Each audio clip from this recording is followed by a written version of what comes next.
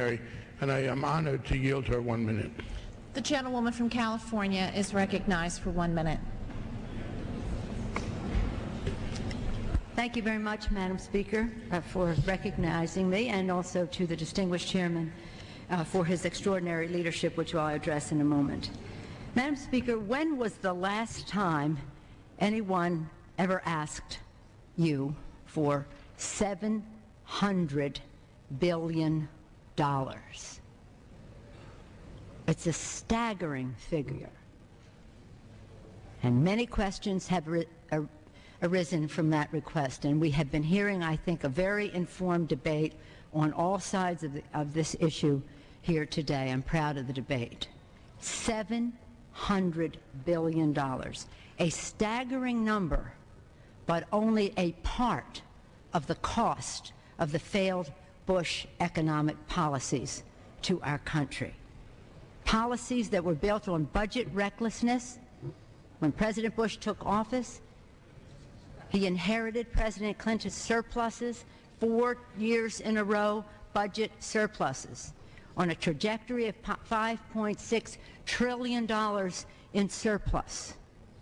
And with his reckless economic policies, within 2 years, he had turned that around. And now, 8 years later, the foundation of that fiscal irresponsibility, combined with an anything-goes economic policy, has taken us to where we are today.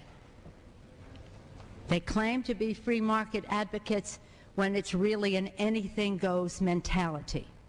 No regulation, no supervision, no discipline. And if you fail, you will have a golden parachute and the taxpayer will bail you out. Those days are over. The party is over in that respect. Democrats believe in a free market. We know that it can create jobs, it can create wealth, it can create many good things in our economy. But in this case, in its unbridled form, as encouraged, supported by the Republicans, some in the Republican Party, not all, it has created not jobs, not capital, it has created chaos.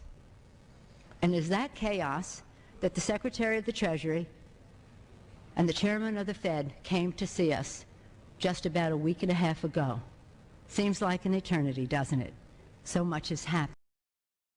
The news was so bad. They described a very, very dismal situation.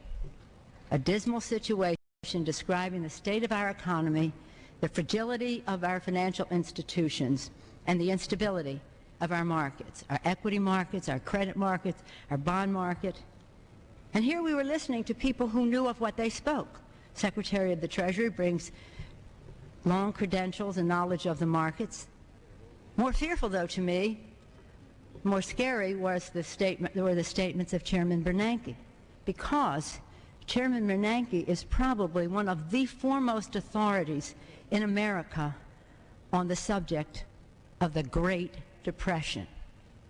I don't know what was so great about the Depression, but that's the name they give it. And we heard the Secretary and the Chairman tell us that this was a once-in-100-year phenomenon.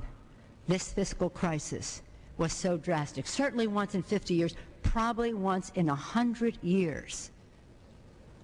And how did it sneak up on us so silently, almost on little cat's feet? That they would come in that day, and they didn't actually ask for the money, that much money that night.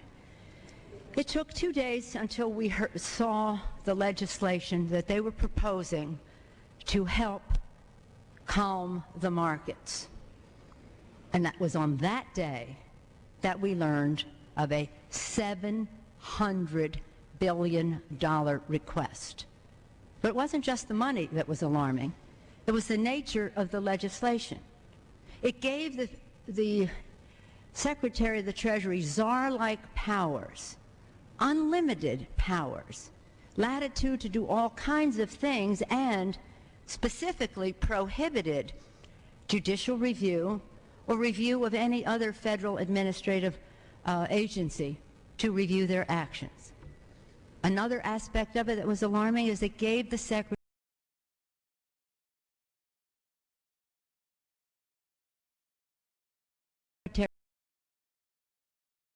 that came back from these infusions of cash to be used at the discretion